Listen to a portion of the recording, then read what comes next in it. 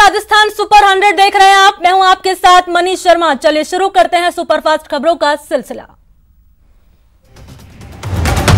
लद्दाख में भारतीय और चीन सीमा के बीच लाइन ऑफ एक्चुअल कंट्रोल पर हालात जंग की तरह लग रहे हैं। दोनों तरफ की सेनाओं ने एलएसी के पास ट्रैक्स, मशीन गन और आधुनिक हथियारों का जमावड़ा कर लिया है और एयरफोर्स की ताकत भी बढ़ाई जा रही है।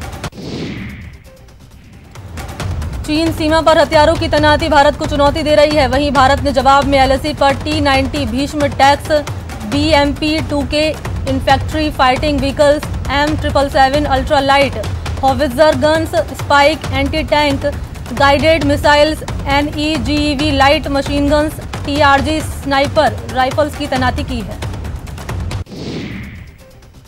कोरोना संकट के बीच आज से मानसून का संसद सत्र शुरू होने जा रहा है। 18 दिन तक चलने वाले सत्र में सोशल डिस्टेंसिंग का ध्यान रखा जाएगा। इस बार लोकसभा और राज्यसभा 2 पालियों में चलेगी। रोजाना सुबह 9 बजे से 1 बजे तक राज्यसभा का सत्र चलेगा। उसके बाद दोपहर 3 बजे से शाम 7 बजे तक लोकसभा का सत्र चला करेगा। संसद सत्र से पहले 5 सांसदों की टेस्ट रिपोर्ट पॉजिटिव आई। सूत्रों के मुताबिक जिन सांसदों की रिपोर्ट पॉजिटिव आई है उनमें 2 महिला सांसद शामिल हैं। हालांकि इस बीच सदन के संचालन के लिए एहतियात के इंतजाम भी किए जा रहे हैं। कांग्रेस के वरिष्ठ नेता गुलाम नबी आजाद ने संसद सत्र को लेकर बयान दिया। आजाद ने कहा कि संसद सत्र बहुत ही मुश्किल परिस्थिति में शुरू हो रहा है। पूरे देश में डर का माहौल है। पूर्व केंद्रीय मंत्री रघुवंश प्रसाद सिंह का दिल्ली एम्स में कल निधन हो गया। रघुवंश सिंह का आज पैतृक गांव वैशाली के महनार में अंतिम संस्कार होगा। प्रभावी नेता की मौत के बाद सियासी हलके में शोक की लहर है। पीएम मोदी के रघुवंश प्रसाद सिंह के निधन पर शोक जताया। उन्होंने कहा कि उनके जाने से राजनीति में शून्य पैदा हो गया। रघुवंश प्रसाद ने हमेशा विकास की बातें की। रघुवंश प्रसाद सिंह के निधन पर सीएम गहलोत ने शोक जताया। ट्वीट कर शोक जताया और परिवारजनों के प्रति संवेदना व्यक्त की। साथ ही लिखा कि रघुवंश प्रसाद सिंह बिहार के जननेता थे। हिंदी दिवस पर केंद्रीय गृह मंत्री अमित शाह आज देशवासियों को संदेश देंगे, जिसका प्रसारण दूरदर्शन के नेशनल चैनल पर 10:30 पर किया जाएगा। पीएम नरेंद्र मोदी का जन्मदिन बीजेपी सेवा सप्ताह के रूप में मनाएगी। इसकी शुरुआत बीजेपी के राष्ट्रीय अध्यक्ष जेपी नड्डा आज गौतम बुद्ध नगर के छपरौली गांव से सुबह 10:30 बजे करेंगे। बीजेपी हर साल प्रधानमंत्री का जन्मदिन सेवा सप्ताह के रूप में मनाती है।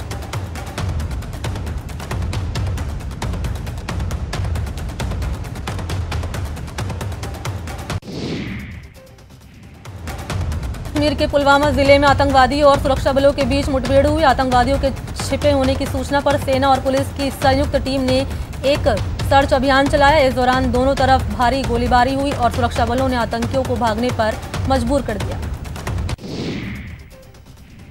स्वास्थ्य मंत्री डॉक्टर हर्षवर्धन ने कोरोना वैक्सीन को लेकर आज बड़ा बयान दिया। स्वास्थ्य मंत्री ने कहा कि अगले साल की पहली तिमाही तक कोरोना की वैक्सीन बनकर तैयार हो जाएगी। स्वास्थ्य मंत्री ने ये बात ऑनलाइन चर्चा के दौरान कही। इसके साथ ही स्वास्थ्य मंत्री ने कहा कि अगर लोगों में वैक्सीन बनने के बाद उसे लेकर किसी भी तरह का संदेह होगा तो मैं खुद सबसे पहले वैक्सीन लगवाऊंगा।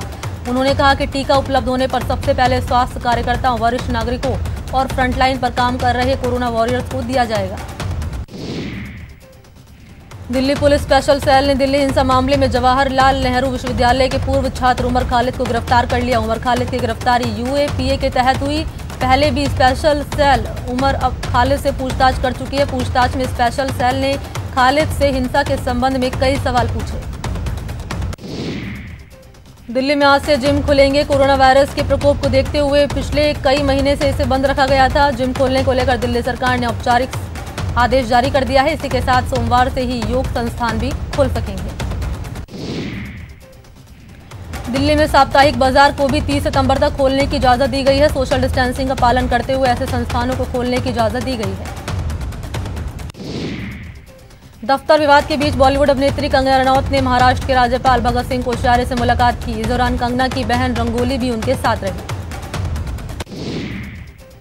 कंगना ने पिछले दिनों उनके दफ्तर पर चले BMC के बुलडोजर से लेकर ताजा घटनाक्रम के बारे में राज्यपाल को जानकारी दी। कंगना रनौत और राज्यपाल के बीच ये मुलाकात तकरीबन पौने घंटे तक चली।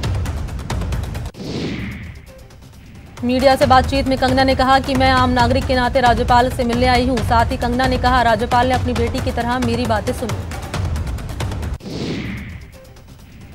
कंगना रनौत के साथ महाराष्ट्र सरकार के रवैये के विरोध में आज प्रदर्शन। नारी शक्ति का स्टैचू सर्किल पर दोपहर 12 बजे उग्र प्रदर्शन होगा। रविवार को पीसीसी चीफ गोविंद सिंह डोटासरा ने सीएम अशोक गहलोत से 4 घंटे तक लंबी मंत्रणा की। डोटासरा ने प्रभारी अजय माकन के 2 दिन के फीडबैक कार्यक्रम में उठे मुद्दों पर सीएम को बिंदुवार रिपोर्ट दी। साथ ही दोनों नेताओं ने पार्टी नेताओं के 2 दिन के सुझावों के आधार पर एक्शनेबल पॉइंट्स भी तैयार किए। अजय माकन के फीडबैक कार्यक्रम में बिजली कंपनियों की वीसीआर के नाम पर किसानों से मनमाना जुर्माना का मुद्दा उठा और इससे किसान को राहत देने की मांग भी उठी थी।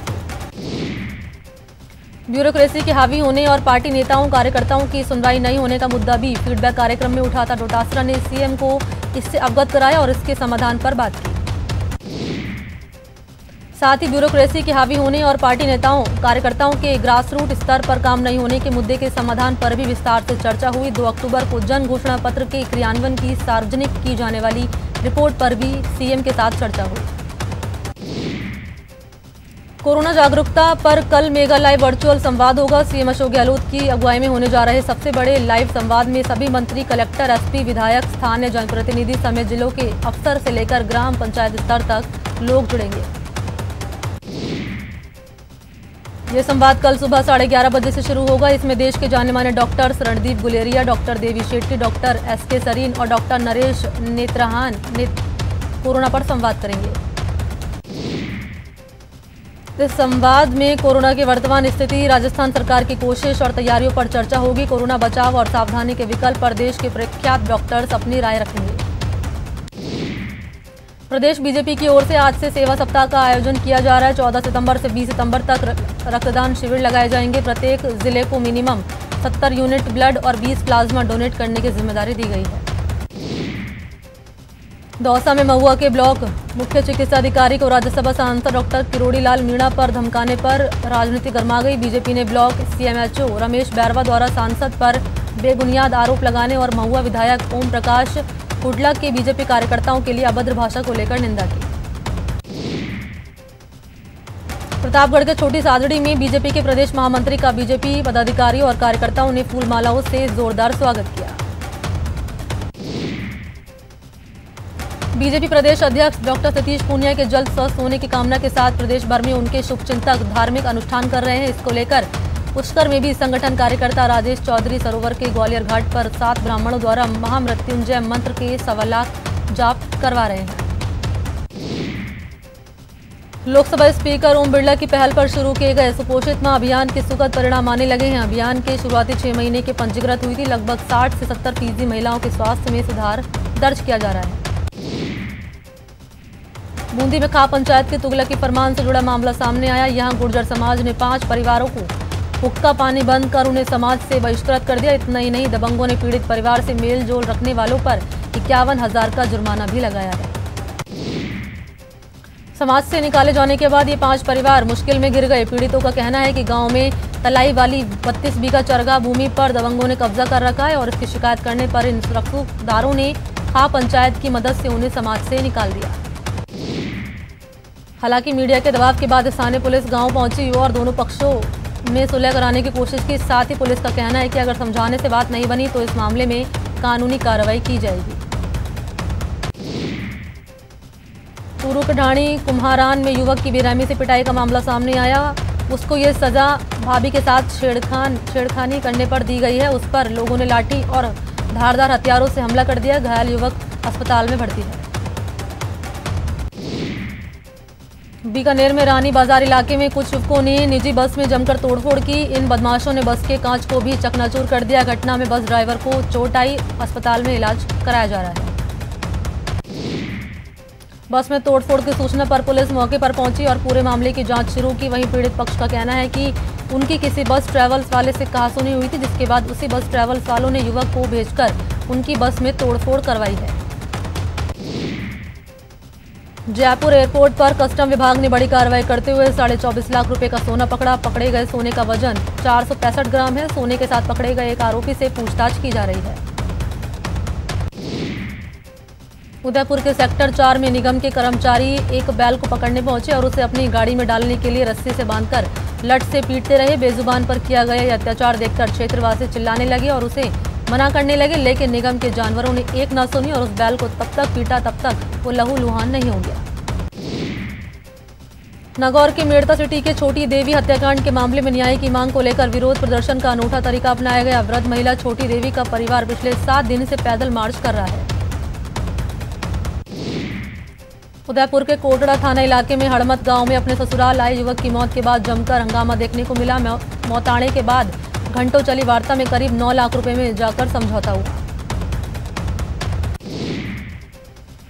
हनुमानगढ़ के मसानी गांव में रविवार को जमीन विवाद में हुई फायरिंग में एक की मौत हो गई, वहीं 6 लोग घायल बताए जा रहे हैं। गांव में अचानक हुई फायरिंग में हड़कंप मच गया है। कोटा ग्रामीण पुलिस ने 3 शिकारियों को गिरफ्तार किया है। इनके कब्जे से 4 टोपीदार बंदूक, नाली और 5 नोजल बरामद किया। फिलहाल पुलिस पूरे मामले की जांच कर रही है। झालावाड़ की कोतवाली पुलिस ने एक बदमाश को गिरफ्तार किया। इसके कब्जे से 2 देसी कट्टे भी बरामद किए। पुलिस उससे पूछताछ में जुटी हुई है। टोंक में अवैध बजरी खनन का खेल बदस्तूर जारी है। हालांकि पुलिस इनके खिलाफ लगातार कार्रवाई कर रही है। रविवार को बरौनी पुलिस ने बजरी से भरे 4 ट्रैक्टर ट्रॉली सीज की, लेकिन इन चारों ट्रैक्टर ट्रॉली के ड्राइवर मौके से फरार हो गए हैं। चूरू के दूध वाखारा थाने में एक व्यक्ति ने 2 लोगों के खिलाफ फर्जी तरीके से फौज की नौकरी हथियाने का आरोप लगाया है और इसको लेकर पुलिस ने शिकायत भी दर्ज कराई है।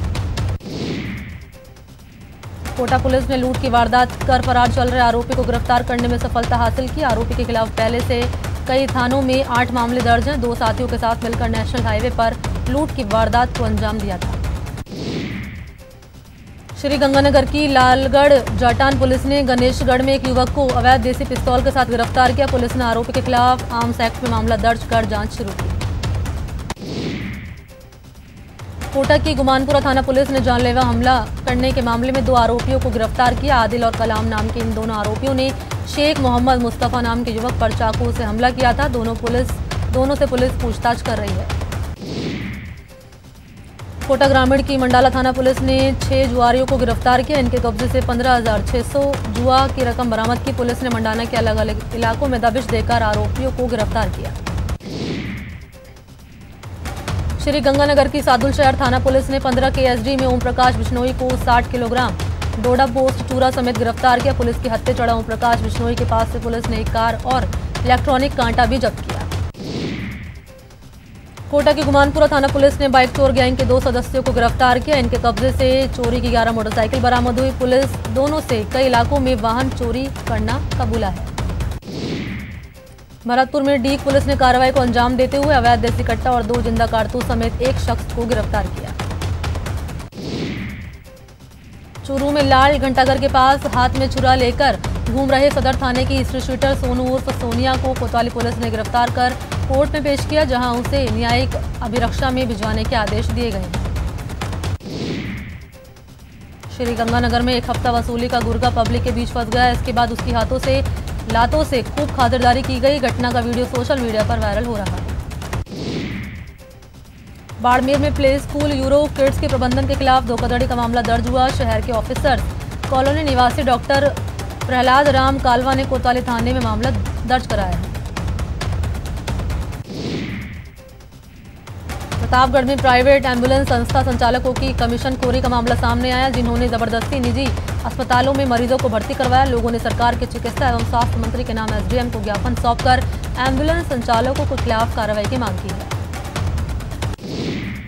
धौलपुर के दरियापुर गांव में सांप काटने से बाप बेटे की मौत हो गई। सूचना पर वन विभाग की टीम मौके पर पहुंची और घर में सांप की तलाश शुरू की। हालांकि उसे कोई सफलता हाथ नहीं लगी। झालावाड़ शहर के नया तालाब में डूबने से एक युवक की मौत हो गई। उसके शव को पुलिस ने काफी मशक्कत के बाद बाहर निकाला और पोस्टमार्टम के बाद शव परिजनों को सौंप दिया। चूरू के रतनगढ़ में रेलवे फाटक का बैरिकेड टूटने से फाटक बंद रहा, जिससे वाहन चालकों को काफी परेशानी हुई। बता दें कि बीते 23 दिनों में फाटक टूटने की ये तीसरी घटना है। दरअसल 20 जुलाई को ट्रक और 3 सितंबर को पिकअप की टक्कर से फाटक क्षतिग्रस्त हुआ था। फाटक को दुरुस्त कराने का काम देर रात तक चला। वहीं रेलवे का कहना है कि फाटक को ठीक कराने का काम गाड़ियों के आने के दौरान ही किया गया। फाटक को अतिरिक्त समय के लिए बंद नहीं किया गया था। सीकर में मेहसाना बठिंडा प्राकृतिक गैस पाइपलाइन परियोजना के खिलाफ किसानों ने विरोध का झंडा बुलंद किया। यहाँ के किसानों ने सभा में कंपनी की दमनकारी नीतियों का विरोध किया और चेतावनी दी कि जब तक उचित मुआवजा नहीं मिलता तब तक हम पाइपलाइन को नहीं जाने देंगे। दुनिया भर में कोरोना महामारी के हर दिन करीब 3 लाख नए मामले सामने आ रहे हैं और ये संख्या बढ़कर करीब 3 करोड़ के आसपास पहुंच गई। दुनिया भर में अब तक 2 करोड़ 89 लाख लोग कोरोना संक्रमित हो चुके हैं। इनमें से 9 लाख से ज़्यादा लोग अपनी जान गंवा चुके हैं। वहीं 2 करोड़ 8 लाख से ज़्यादा मरीज ठीक हो चुके हैं। पूरी दुनिया में 72 लाख से ज़्यादा एक्टिव केस हैं। अमेरिका, ब्राजील जैसे देशों में कोरोना मामले और मौत के आंकड़ों में कमी आई, जबकि भारत एकमात्र देश है जहां कोरोना महामारी सबसे तेजी से बढ़ रही है। देश में कोरोना संक्रमण की रफ्तार बेकाबू है। भारत में कोरोना मरीजों का आंकड़ा 47 लाख के पार पहुंच गया, जबकि कोविड-19 की चपेट में आकर 78,000 से ज्यादा मरीजों की मौत हो चुकी है। देश भर में पिछले 24 घंटे में 1114 मरीजों की जान चली गई, जबकि 24 घंटे में कोरोना के 94,372 नए मामले सामने आए हैं। राजस्थान में कोरोना पॉजिटिव का आंकड़ा 1,02,260 हो चुका है। मौत का आंकड़ा 1,236 तक पहुंच चुका है। 24 घंटे में प्रदेश में रिकॉर्ड 1,703 नए पॉजिटिव मरीज सामने आए, जबकि 15 नए मरीजों की एक ही दिन में मौत हुई है। चूरू जिला में कोरोना संक्रमण के बीच राजकीय भर्ती अस्पताल के कोविड-19 वार्ड में फिर से किलकारी गूंजी। यहां कोरोना पॉजिटिव महिला ने स्वस्थ बच्चे को जन्म दिया। चूरू में कोरोना पॉजिटिव महिला के प्रसव का ये दूसरा मामला है। सीकर जिले में कोरोना का संक्रमण लगातार बढ़ता जा रहा है। 75 नए कोरोना पॉजिटिव मिले। वहीं अब जिले में पुलिस महकमे में भी कोरोना संक्रमण ने पैर फैलाने शुरू कर दिए हैं। सुजानगढ़ शहर के समस्त बाजार कोरोना संक्रमण को रोकने के लिए बंद रखे गए। व्यापारिक संगठनों द्वारा हाल ही में रविवार को समस्त बाजार बंद रखने का फैसला किया गया। व्यापारियों द्वारा दिखाई गई जागरूकता सराहनीय है। श्री गंगानगर में कोरोना के 44 नए मामले सामने आए। अब तक कुल 1,387 लोग कोरोना से संक्रमित हो चुके हैं। अभी तक 15 कोरोना संक्रमित अपनी जान गंवा चुके हैं। कोटा में कोरोना पॉजिटिव मरीज का आंकड़ा बढ़ता जा रहा है। अभी तक 149 मरीजों की जांच रिपोर्ट कोरोना पॉजिटिव आई है। पॉजिटिव मरीज में लगातार बढ़ोतरी के चलते अस्पताल की हालत खराब होती जा रही है। कोटा में कोरोना से रिकवर होने वाले पुलिस मदन मोहन गुलाबबाड़ी निवासी वीरेंद्र जैन, सेना में भर्ती युगल किशोर खत्री और उनके बेटे राहुल समेत 4 लोगों ने MBS ब्लड बैंक पहुंचकर प्लाज्मा डोनेट किया। कोरोना काल में पिछले करीब 6 महीने से विश्व प्रसिद्ध ऐतिहासिक चित्तौड़गढ़ दुर्ग पर सन्नाटा पसरा हुआ था, जहां केंद्र और राज्य सरकार की अनुमति के बाद अब पर्यटकों की चहल पहल देखने को मिल रही है। चूरू के रतनगढ़ में गंदे पानी की समस्या को लेकर बीजेपी ने नारेबाजी की। राज्य सरकार और प्रशासन के खिलाफ आक्रोश जताया। बीजेपी नगर अध्यक्ष अरविंद इंदौरिया के नेतृत्व में कार्यकर्ताओं ने प्रदर्शन किया।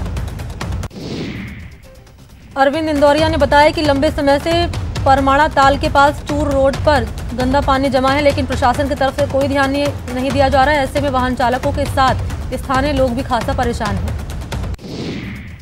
हाईकोर्ट ने निजी स्कूलों को 70% फीस लेने का फैसला दिया है। अभिभावकों ने एक बार फिर नाराजगी जाहिर की। अजमेर में सैकड़ों अभिभावक पूर्व शिक्षा राज्य मंत्री वासु देवनानी के घर पहुंचे और उनके सामने अपनी बात को रखा।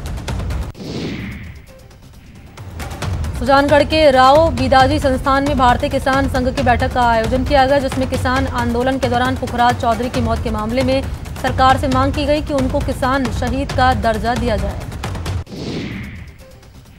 टोंक के देवली में प्रशिक्षु IPS वंदिता राणा और पत्रकारों के बीच विवाद तूल पकड़ता जा रहा है। इसको लेकर देवली प्रेस क्लब में बैठक हुई। बैठक में वंदिता राणा के खिलाफ निंदा प्रस्ताव लाया गया और उनके दुर्व्यवहार की जमकर निंदा की गई। कोटा जिले के मुंडाना थाना क्षेत्र में दुधिया खेड़ी माता मंदिर का रास्ता सुलझा। खेत मालिक के जरिए मंदिर जाने वाले मार्ग पर पत्थर देने के बाद मंदिर समिति पदाधिकारियों की आपत्ति करने से उपजा विवाद खत्म हो गया। सीकर स्वदेशी स्वावलंबन अभियान समिति की ओर से बालिका राजकीय आदर्श विद्यालय में अर्थ और रोजगार सम्मान समारोह आयोजित हुआ, जिसमें कई उद्यमियों को सम्मानित किया गया। बीकानेर के राजकीय डूंगर कॉलेज में आज नीट की परीक्षा देने पहुंचे छात्रों का ABVP संगठन के छात्रों ने पुष्प वर्षा कर स्वागत किया और शुभकामनाएं दी। जयपुर का स्मृति वन ने अब एक नया रिकॉर्ड बना लिया है। वन विभाग की ओर से कराई गई स्टडी में पता चला कि स्मृति वन में मात्र 45 हेक्टेयर के जंगल में पेड़ पौधों की 500 से ज्यादा प्रजातियां मौजूद हैं। विशेषज्ञों के मुताबिक 341 प्रजातियों की पहचान फोटो समेत की गई। वन विभाग इसे बड़ी उपलब्धि मान रहा है। इसी के साथ इस बुलेटिन में इतना ही। नमस्कार।